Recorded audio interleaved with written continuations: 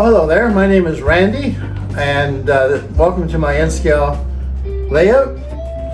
As you can see from behind, the layout's gone in the previous video, and I have the lumber for the new layout. It's all pre-cut. The joists have to be cut a little bit, but I did that on purpose. You're probably wondering why I tore the old layout down. Well, the old layout was designed for HO scale trains, of course, and I was having issues getting what I wanted with that layout. It wasn't big enough for me, and the space I'm here is limited, and I almost gave up the hobby. And then one night I decided to try N-scale.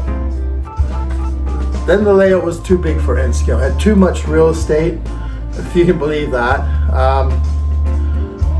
I tried to fit a track plan in. It was actually working not too bad.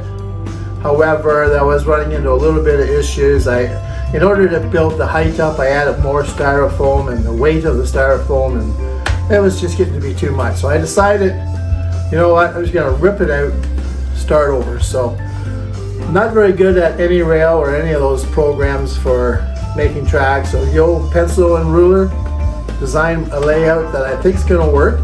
Plus, there's a surprise on this layout. I chose an area to begin with, popular here in Ontario, and I built the layout around that. So we'll get into that as the progress goes on.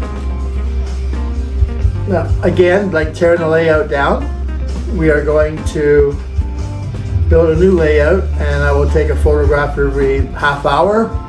So thank you for joining me. If you see anything that you like, you want to keep an abreast of what's going on, hit the subscribe button down below on the right, and don't forget to hit the like button so you'll get updates. All right, thank you for watching that